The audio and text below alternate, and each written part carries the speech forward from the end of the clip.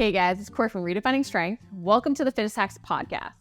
So today I want to talk about those boring basics, those habits that you need to see the results that you deserve. Because as much as we want something that's a quick fix, we want a magic pill, we want to set our goals and have that vision and live in that motivation.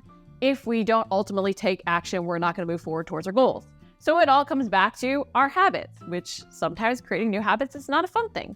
But I want to discuss how you can improve your mindset, improve some of those macro changes, and even adjust your workouts to create sustainable habits. And I'm super excited to have Ollie on to talk about what habit change really means, and often the reason we don't see the results that we truly want. So let's jump right in. We set a goal, we know what we want, maybe even we understand why we want it, okay? We want to lose weight and we want to do this because we want to fit back into those pants that we had that we really love. Or, we want to train our movement patterns to move better so we can get up and down and off the ground with our grandkids. We have our what, we have our why. But so often we don't set how. And I was thinking about this after I posted in the Facebook group, what's one habit change you're going to make this week? And a lot of people were saying, I want to increase my protein, or I want to be consistent, or I want to work out 5 days a week. And while these are all great goals and some of them are really related to habits, there was no how they were going to achieve it attached to it. And often we don't break things down in that way, which is what leaves us sort of spinning our wheels. We either don't take action because we're so overwhelmed trying to figure out how we're going to get there because we haven't broken things down and we haven't then taken that one step, or we're so caught up in what and why that we never assess, well, what's actually going to lead to me reaching this, right? Even in saying consistency, well, what does consistency really look like for you? What does that mean? Because that will impact how you're going to get there. So as you're starting to set goals for yourself, as you're thinking about what you really want and why you want it, also think about how you're going to have to take action to get there. What does it mean for your lifestyle? What is that going to look like? Because often, even assessing what we're doing currently, we can change how we're going to approach it. Because in thinking about the pitfalls and the struggles we've had, that might impact the how in terms of moving forward. So like if you say consistency, well, I'm going to work out 5 days a week. Okay, how are you going to do that? Oh, well, goodness, actually, I don't know if I can do 5 days a week with my schedule. Well, maybe I'm going to do 3 days a week because that could be consistency, right? Well, how are you going to do that? Well, I'm going to outline my plan ahead of time. Okay, well, how are you going to make sure you do the plan that you outline? The more you go down this road, the more you're going to set yourself up for success and ultimately even create some plan B, C, D, E, F, and Gs off of that will help you truly achieve that consistency. Because in doing the how, we want to think about the minimums we can do. We want to think about the different ways that we can still keep ourselves consistent, even if it isn't perfect. It relates back to something is better than nothing, right? So as you're setting goals for this next week, as you're thinking about what you want to achieve and why you want to achieve it, don't forget to outline the how. Really consider the actions you are going to have to take. Because if you don't make a change, if you don't take action, you're never going to move forward. Even imperfect action is better because you can learn from it. But that goes back to then assessing, how did this work for me? Why did this work for me? What worked, what didn't work, to change the how in terms of how you're going to implement to keep moving forward. I'm super excited to be joined by Coach Ollie to talk about building those healthy habits and really seeing the results that you want, because it can be frustrating when we feel like we're working really hard, but results aren't snowballing, and we can feel like we're constantly starting over. So thank you so much, Ollie, for joining me today. Hi, Cori. So in terms of the reason we most often don't see results snowballing, it's because we give up. Can you talk a little bit about why you see clients often giving up when results technically actually are building, but they're just not willing to give them more time? Well, you've actually hit the nail on the head. I think one of the reasons why I mostly see clients give up is because they're not willing to give themselves more time. I think they're starting with, I would say, really unrealistic expectations. And they're going in and they're thinking, okay, I'm starting this and I should have this result by X amount of time. And whenever somebody asks me, how long will it take? My response is always, a lifetime. I really like to lay it out straight to people and be like, this is going to take time. This is not a process. Sure, you might if it's the smallest of changes, yes, it can probably be quick. But overall, we're looking at lifetime transformations here. No, we really are looking at those lifetime transformations. We also have to recognize that The further we've been from our goal, the longer we've been away from our goal, the more time we're going to have to take because our body's going to fight that weight loss process. Not to mention, we mentally don't know the pain of getting there, right? And that is something that we have to embrace. So it's recognizing that what is a realistic time for you might really vary. And so often in trying to rush results, we actually sabotage our long-term success because we don't build those underlying habits. No, I 100% agree. And I think rushing the results, I don't even think it even gives us a chance to think like properly of like how we're going to get there and what roadblocks we're going to have along the way. I think, and also being so focused on the end goal, right? That's like all you see.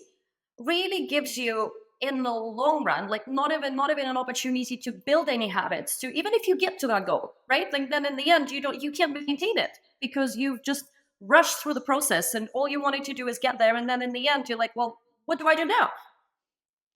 You truly have tried to almost like white knuckle your way through, like force all these unsustainable things. And while you might be able to maintain them during like a perfect time, ultimately they haven't become a part of your lifestyle. It's like why we think we don't have enough willpower or self-control. And we think, oh, well, I just don't have the discipline. But discipline is truly built, and it's built by making things become so a part of ourselves that we repeat them almost unconsciously.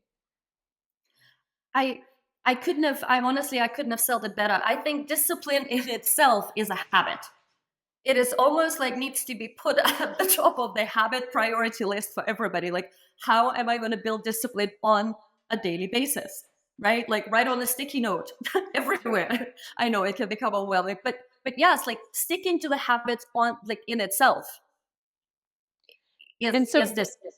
yeah, I was gonna say, so with sticking with the habits, I think you touched on it earlier. It goes back to first managing expectations, knowing that it does take a while, that results aren't going to build, well, like literally, that we're going to have to manage those expectations. Like going back to that, like any tips to manage those expectations so that then we can get the snowball of actually ingraining habits that will last?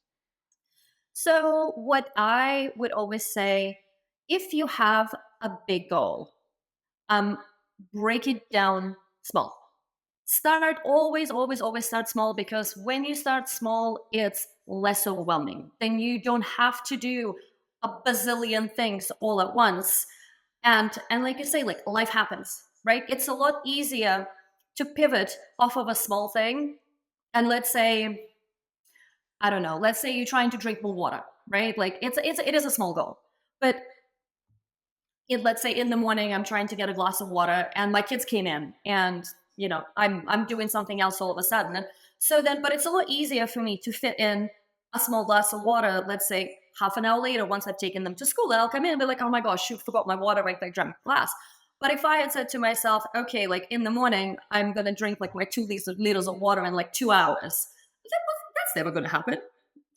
Especially when I got distracted. I mean, it's a simple example, but ultimately giving ourselves less of a chance to fail.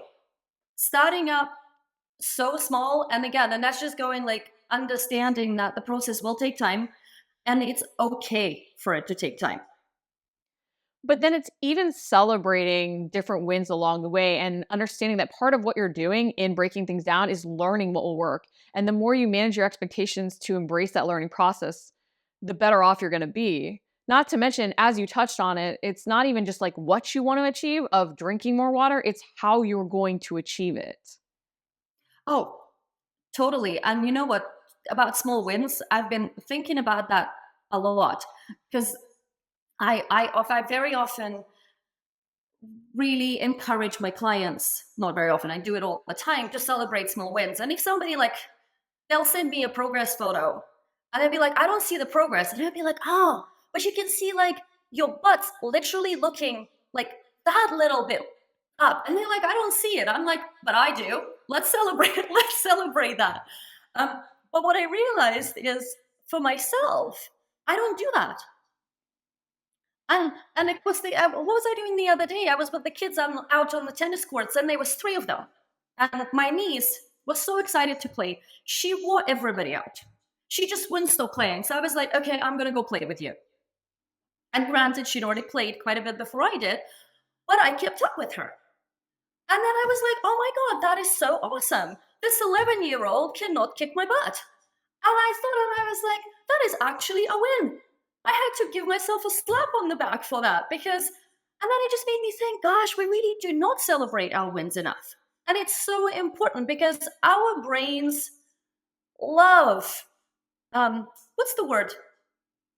Positive reinforcement, that positivity, Exactly. recognizing you're awesome. Yes, they absolutely love it. So I think it's so important once we know that we feed off of that positivity and just creating that environment to just be your biggest cheerleader. And every time you'd be like, you've done something great. You've logged your food, fabulous. Like tiny little things. But that's also how you build those habits that lead to those results. And by celebrating even the habit wins themselves, you're going to give yourself the power to embrace the time that it truly takes because you're not just recognizing progress in only one way, which goes back to managing our expectations, so to speak. Oh, absolutely. But I think it also, you know what it also allows us? It allows us to enjoy the process because truly nobody wants to do something that they don't enjoy. And if you can create those habits in an enjoyable way as much as possible, well, then guess what? You won't mind it taking as long as it is because it's just fun and it's supposed to be fun. Well, actually, some of it really isn't, but we'll pretend that all of it is fun. Well, it's not necessarily that every habit you do, every action you take is fun, but it's that you can see it paying off in the direction you want. It's like you're making those little sacrifices to do more of what you love. And that is fun. That's always fun. Yes, of course, right? It's I always say it's like like when you let's say you want to go and like lift, I don't know, squat 300 pounds. Actually, some people really want to do that. My back doesn't. But right? And you know that that is a huge goal. And it might take you a few years. But showing up at the gym every single day and putting in the reps, that is literally all you need to do. Just put in the reps over time and time and time, but making it fun, right? And then seeing your strength progress every time, right? Like even if it's by something minute, but then you know that you're getting stronger, and in the end, I actually think then that doesn't even become about the goal anymore. It just becomes about the process. You built that discipline, you built that habit, but it is building it small piece by small piece and then also realizing that in habit change it's really multifaceted. It isn't just about the new thing you're doing. It's about really realizing some of the old patterns you were repeating, and that could be really hard. Oh, that requires a lot of self-reflection. I think it's actually taking yourself out of where you're currently in and going like, okay, where am I at? Even almost down to writing a list and going, okay, like what am I doing on a daily basis and what's serving me right and what's serving me wrong? And then seeing like what can I change?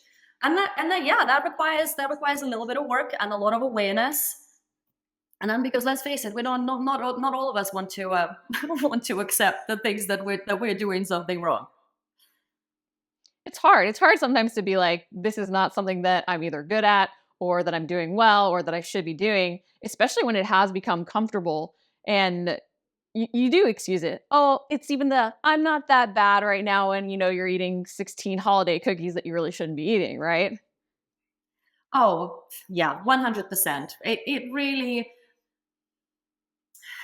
I think it's taking ownership, right? It's taking ownership about where you're at, where you're currently at, right? And then also recognizing, like we say, that it's going to take time to change that and to get you to where you need to go.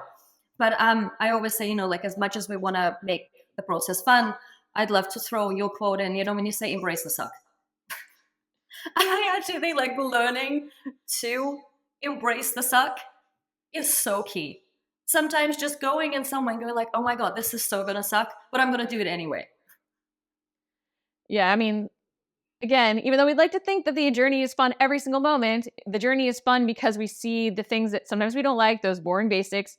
They become less negative, less boring, less hard, less whatever. They just become part of it, right? But you are embracing the suck to get to do more of what you love, which makes the suck sort of worth it. Yeah. Well, and if you think about it, like when we when we're doing something that we don't want, oh, sorry, when we're doing something that maybe doesn't serve us as well in life, right? Like, I don't know, whether it's spending too much time on social media, right? But in the moment, it's that instant gratification, right? Like whatever void that we're trying to fill in that moment, that serves the purpose, right? And we don't really think about, if we stop doing that, how much benefit will it create for us in the long run? But the reality is that we're not really taught to think that far ahead. Humans are a little bit more in the moment type of people, right? And we love that instant gratification.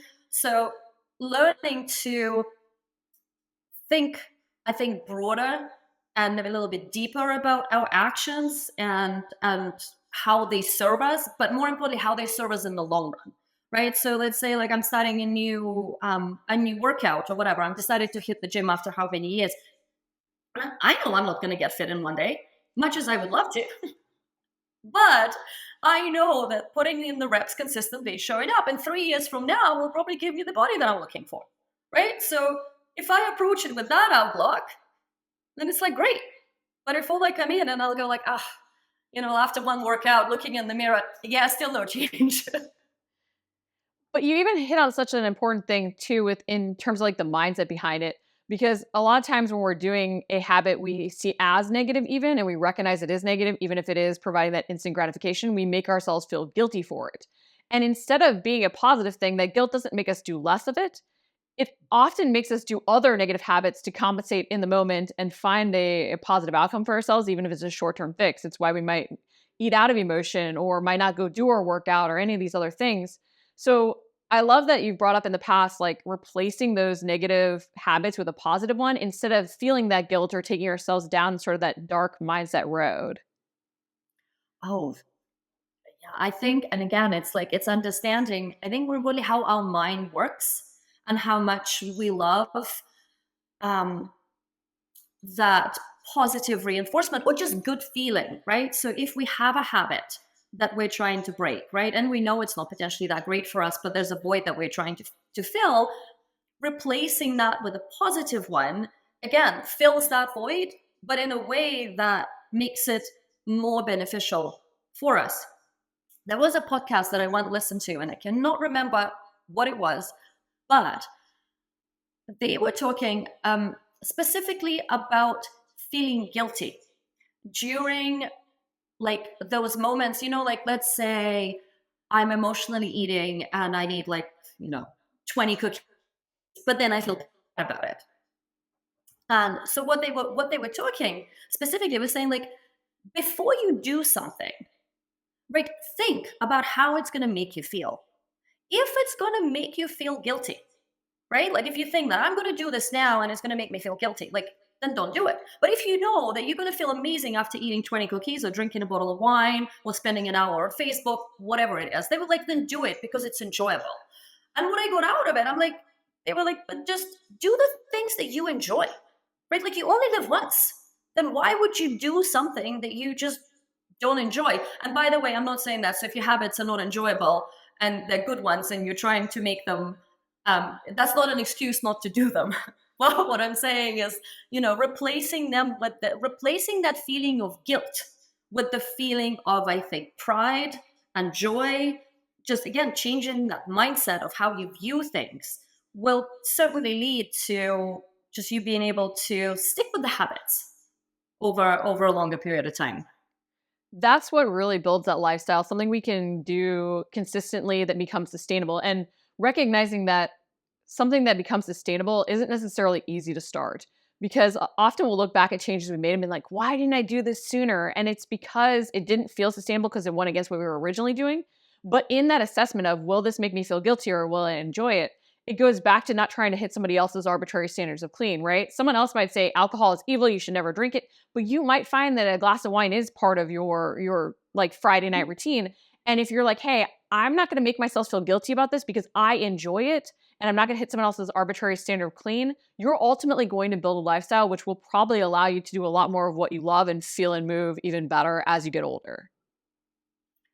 I think building a lifestyle and whatever that lifestyle means for you, right? And hitting that balance of enjoyment and ultimately achieving your goals, right? Is where I think we all want to be. And it's totally going to look different for everybody.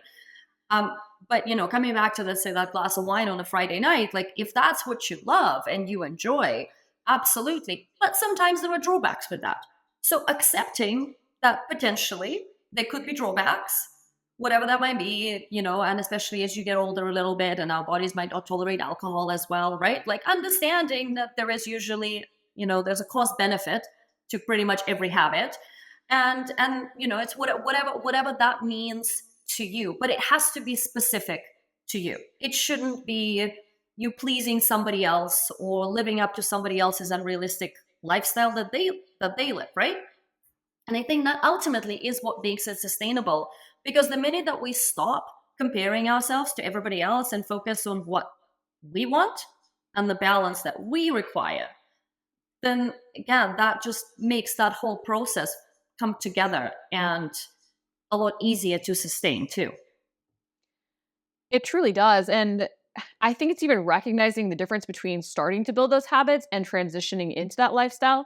Because so often we do a program to build habits, right? And we start to make these changes and we're doing the habits, but that doesn't fully mean they're a lifestyle, even though we think they are. I mean, it takes a lot more time to truly make something a part of who and what we are. But I think there's other components to building a lifestyle and making sure that those habits really stick. What would you give somebody in terms of advice if they're like, okay, I'm starting to do these habits, I'm starting to do them consistently, but I'm worried I'm going to default back into old patterns? So I think one of the things that I would say to somebody is get yourself an accountability buddy. That is truly, or whatever, I mean, whether it's accountability buddy or you get yourself a coach, that's truly fantastic investment in yourself. Somebody, or basically surround yourself with an environment, build yourself an environment that you know that you will be more likely to succeed in, because we truly are a product of our environment. Do you always know, like when you start something, I don't know, when people start a new diet and, their friends and family always like, well, why are you doing this? Or like, are you really not going to eat that piece of cake? Or like, why don't you just have an extra cocktail? And gosh, it can really weigh you down if that is constant in your life. So I think, again, one, understanding that if that is your environment, how you can modify it, and then building yourself another environment within that environment, right? But if you can't modify it, then you take yourself out and you go find yourself. No, I'm not saying you go find yourself a different family, but you go find yourself a different community where you know that you're aligned with your wishes and your goals and who can support you along the way. I truly think like that support is everything. And I see it with clients all the time. And truly, I think one of the reasons why I see don't people end up giving up is because they don't have that support. Some are truly that strong to stick it out. But I think it's also our self-judgment and our worry about how someone else is going to reflect whatever image we want to see back on us, right? So we fear their judgment before they've even given it, or assess what they're going to be judging us for. And I mean, I can tell you, like, I was actually thinking about, as you were talking about the community around you, there was a long time where Ryan and I kind of sabotaged each other, or especially during the holidays or right before January, we know we were going to be good, get back on things. And so both of us, on that Friday night, be like, well, I know I shouldn't, but you want Taco Bell? No, we shouldn't. Should we? And we would like do that whole thing, egging each other on until basically we wanted to give in. So I would even blame ourselves because we actually wanted it, which allows you to feel the impact of other people in your community. But at some point, like, you'll evolve together. Like, we both found different shifts, but we also both found what we wanted with it too. And so I think that even makes you stop being a bad influence on yourself or allowing even other people's statements to bother you. Because a lot of times they're not even necessarily meaning something negative. They're even trying to learn, or they're expressing their own insecurities, or you're judging yourself before they even had the opportunity to. So I think it's also recognizing that, because while we do want to find supportive communities, sometimes we can't necessarily or don't want to change our family. We love our family, but there aren't things that we will see necessarily eye to eye with them on in every aspect of life. But you know what? You've hit that actually as you were telling me your story about you and Ryan, right, and how you guys kind of grew and evolved. But you know what? I also realized that sometimes when people are starting something new and they want the change, but they're not ready to accept the change within themselves. And then that's where I think a lot of sabotage comes in, because they're like, okay, well, I want the change, but I'm not ready to change, right? But I want it, but like this is requiring me to do this. But will that make me a different person? Then all of a sudden they're like that identity that they've been living in for such a long time, it just threatens them. It's being threatened. It's like, well, I just don't know who I'm going to be, right? Like, what if this happens? Like, where am I going with this? And I think it's right. Like, until you actually accept that not only your habits need to change on your lifestyle, but you have to change as a person, right? Like, you're not going to be living in your old skin anymore. And when you do that, the people around you, and it doesn't matter who it is, nobody can threaten that. Then you're strong. Then you know who you want to be, right? And it doesn't matter what anybody else says. Like, you have your path and you're going to get there. Doesn't mean it's going to be easy, but it doesn't matter because you've got your values down. And like, when you know confidently who you are, like, who can tell you otherwise? Nobody. And I think it's being okay with change. I do think it's something that as we get older, we start to see identity as this fixed thing. And if we're changing, then, oh, well, that makes it seem like I don't know who I am. No, you know who you are, but you might evolve as you realize that parts of your lifestyle changed or your priorities have shifted. Like, evolving identity doesn't mean that you don't know who you are, you're somehow less than, or like don't have a solid sense of self and aren't very confident. It can actually mean that you're more confident. Like, we embrace change when we're younger, but we do sort of see it as this negative thing as we get older. Not to mention, a lot of times how we embrace those habit changes is like fake it till you make it, right? Instead of saying, "Hey, I'm acting as if until I'm acting as I am." And in acting as if, you're seeing the lifestyle that the person that you want to be has, and you're simply doing those things to move forward to fully embody that. It's not that you're faking anything, right? You are embracing that new identity, which is basically what you're doing to see a new and better result, becoming a new and better person. You're 2.0. Not that that was bad before, but it's still a 2.0, right? Who doesn't want to be a 2.0? Well, absolutely, right? And you know what? A cool example of that. So my best friend, her husband, had a after his 40th birthday, ended up having quadruple bypass surgery. Right? It was insane. So then, of course, then we were on the phone and we were talking about it and how he's recovering, and we were actually just talking about the changes that he is making. I was like, gosh, I wish he'd made them earlier. But irrespective, right? Like, that was a pretty major surgery. But he is literally becoming a 2.0, just embracing everything that that life throws at him, right? Like, he is doing his rehab, he is doing a bit of counseling and doing the exercises and adding the walks, right? Like, and they're eating better. And of course, it's nice to have a supportive wife along your side too. But you know, I think for the longest time, even when he was having chest pains, he was just completely in denial about it. He was just like, you know, this is not me. Like, I don't know what that is. He just put it down to anxiety, until we realized that he probably had somewhere 2 minor heart attacks in between and ended up in the hospital. But watching him evolve into like this awesome new 2.0 version of himself has been like unbelievable. And embracing that too and not being scared. And obviously, ideally, we won't wait till something big in our life has happened that makes it something we have to do, or that we put ourselves at greater risk for something else or set ourselves back in some way. Like, we want to address things as quickly as we can, which isn't always easy. But to help us be proactive, any tips to help people, you know, embrace the hard, sometimes habit changes, like take that like hard look at themselves to build that self-awareness, to make those changes, shift their identity, build that new lifestyle, when maybe they're feeling kind of stuck and just like giving up right now? I say get a coach.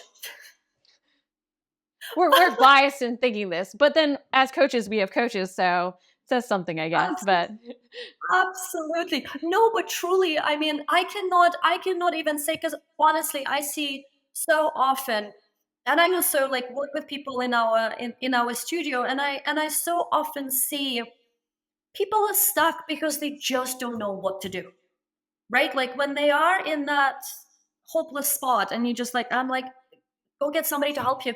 It doesn't matter. You talk to a friend, and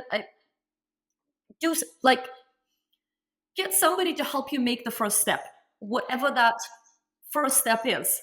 I was gonna say it's almost borrowing confidence from somebody else, because a lot of times your friend will be like, you can do it, right? Or they'll say, you've got this, or here's what you do. It's like borrowing that outside perspective, or borrowing the confidence so that we can believe in ourselves to make the changes that we deserve. Oh, absolutely. Like anything. Sometimes people, all they need is just that tiny little nudge to get started.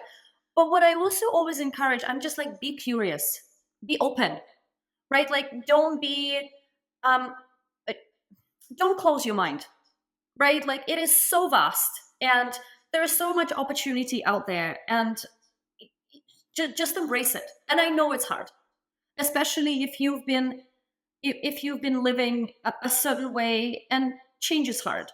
And actually, more than anything, not knowing whether it will work or not. But like we say, what outweighs more, right? The pain of being stuck or the pain of change, right? And then once you realize, and again, that there's no guarantees, right? But just do it anyway. Just do it. It doesn't matter, right? Like even if you fail, you'll never grow until you fail multiple times, and that's okay, right?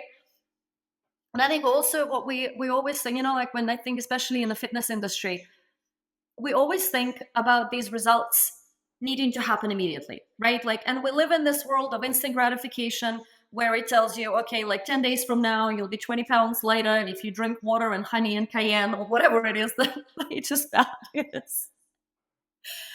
And I think it is so hard to see that and then go like, okay, but this is not how life actually works, right? Like we just have all of these unrealistic expectations and instant gratifications that we expect to happen to us, and when it doesn't, it sets us up for a disappointment. But also, quite often, when you do something once and you do something twice, and every time it sets you for disappointment, like you just don't want to do that anymore, right? And then people end up spinning their wheels. I think I digressed a little bit from the original question. No, I mean that's so true, but I think it's even in that, owning the challenges before they start, to realize that yes, you might be taking action that doesn't directly lead to your goal, but that action shows you a way not to go, right?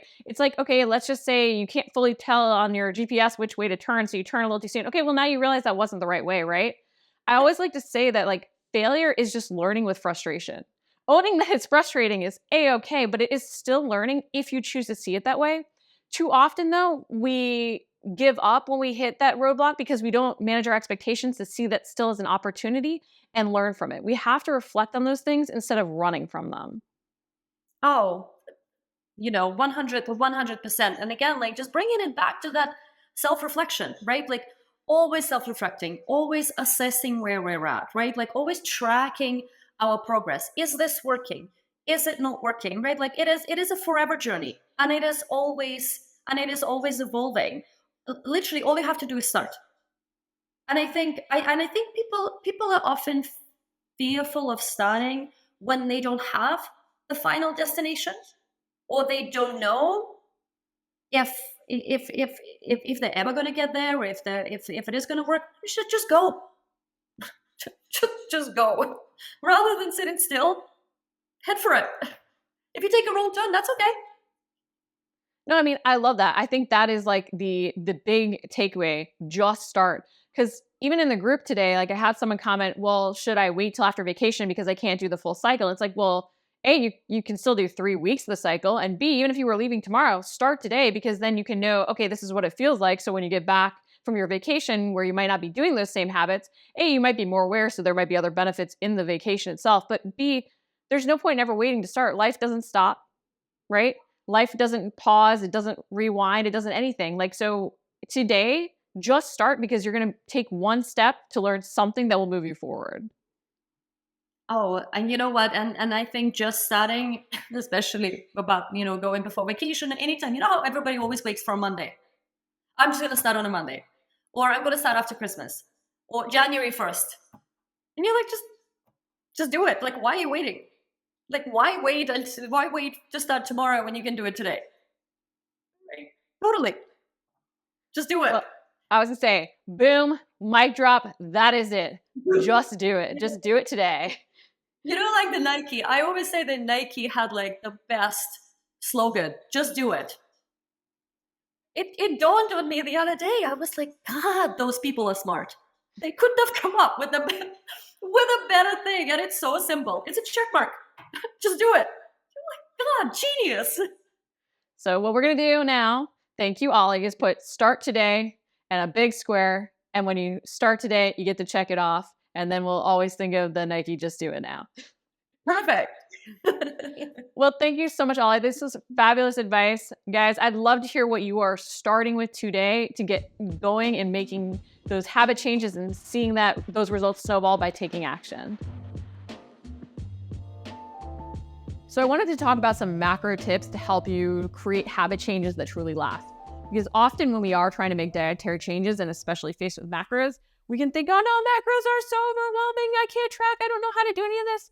And yeah, it is a big change for a lot of us. Unfortunately, we aren't taught this in school when we probably should have been. I firmly believe that macro math is far more important than calculus. You can hate on me for that all you want. But when we're faced with making a hard change, instead of going to some of the easier things that we often see promoted with diets, even if they do keep us stuck, like cut this out, don't eat after this time, right? Some of those rules are great if they help you create the boundaries sustainable for you, but often we're inflicting these restrictions on ourselves that we can't maintain long-term. And that's why we move forward towards a goal, but then ultimately sabotage ourselves and fall off because we're creating habits that aren't based on truly understanding what we need or the lasting habit changes that build the lifestyle, that build a new identity for ourselves. So in terms of talking about creating some habit changes, I think we always have to go back to what is the minimum I can do? Because the more we meet ourselves where we're at and make those changes so small, they almost seem silly, but they become so easily ingrained, the more we create that discipline to build off of, right? It's almost like putting, dirt in a hole to help raise ourselves up out of the hole. If you pile more dirt in and you step on that dirt, you're raising yourself slowly back up to the level out of the hole, even though it might not feel like you're doing much at the same time, but you're creating that foundation that gets higher and higher. So think about what is the minimum I could be doing in terms of my nutrition? Can I just track what I'm eating currently? Because in that accountability, I know I'll start to make changes. Can I just drink a little bit more water? Can I put a protein minimum that I want to hit? What are some different minimums that you can do to help yourself move forward towards your goals and allow those habits to become very, very easy to maintain, something that you can really be consistent with before you make a change? So if it is for you, cutting out a specific food, great, but just make sure that you're not cutting out something you love the most or that you want to ultimately include, because if that is an unsustainable change and not truly a habit you think you can replicate long-term, you want to have an exit strategy, okay? So I will tell you that in trying to reach a goal, in trying to lose weight, you're going to do things that you might not do to maintain your weight long-term. So sustainability is going to evolve, the lifestyle is going to evolve, but you do want to consider when you're doing something, is this a long-term solution? If it isn't, what's my exit strategy from that? So in tracking macros, I love that because you can work in any foods you want. You might choose to restrict alcohol. You might choose to cut out specific foods because they're not quite as healthy or they lead to generally wanting more, right? You might choose to do these things to create that balance to lose the weight, but then you also know, hey, with my macros, I can still work these things in, right? So you want to have that exit strategy, but you want to consider what are the minimums I can be doing and even what you can do to add in over just cutting out. So thinking about with habits, it's a lot easier to create that mindset of addition over subtraction, right? When we subtract things, we restrict things, we feel deprived. It makes us sometimes want more. I can tell you that the second I told myself I couldn't have dessert when I was first trying to get leaner, I wanted dessert all the more. But now there are even days, which I can't even believe I'm saying this, I don't care about dessert as much. I might not even have dessert. Gasp. And it's because it's become something that is negotiable now because I know I can always have it. And if I haven't worked it in, it's because I've potentially worked in, a cocktail or something else at dinner that I really wanted or whatever else to create my balance. And I know on a different day I can't have it, right? So it's learning those minimums that you can do to create those sustainable habits and the underlying principles to them, the foundation of them. The more we understand like where the habits are coming from or why we might be implementing something, like why you might choose not to eat after a certain time of night to help yourself not snack later or to create that calorie deficit that you need or maintain your calorie intake, right? The more you understand why something is being implemented in terms of a habit, the more you can adjust as your lifestyle changes. But do consider the minimum you can do in terms of your nutrition to move forward, because too often we do overwhelm ourselves with trying to make all these dietary changes, which then makes macros or tracking or any of these things feel way more complicated than they actually are. But assess what you're doing currently to make changes that meet you where you're at, and then consider that fast to sustainable continuum. Again, if you want faster results, you might have to make more sacrifices, but have an exit strategy if you know you're doing something that might not be your long-term solution, and understand how you can bring it back to something a little bit more sustainable. In terms of creating workout habits, something is better than nothing. And I think a lot of times we do ask, like, what's the ideal workout schedule? There isn't one. It's all about optimizing for your reality. And what that means is creating systems that all work together. If you only have 15 minutes and you design workouts for those 15 minutes, you'll design your nutrition, you'll design all the rest of your recovery, your sleep, everything around that, right? So there really is no one ideal. And I think shooting for some arbitrary standard of what we saw, an Instagram influencer doing in terms of their 2-a-day schedule to even compete is very different than what we might need. And we have to find something we can be consistent with. So one of the key things to creating workout habits that last is designing for the time you have. Because especially starting back, if you have been out of the game for a while, you're going to get very sore. And if you do a lot in that first session, even if you feel good doing it and you might have been able to do it in the past, a lot of times you won't allow yourself to build that consistency because you'll make yourself so sore you can't train for days, right? And then the more you do, and in this case, potentially the less you do, the less you'll be able to get into that routine. So really consider designing for the time you have, meeting yourself where you're at.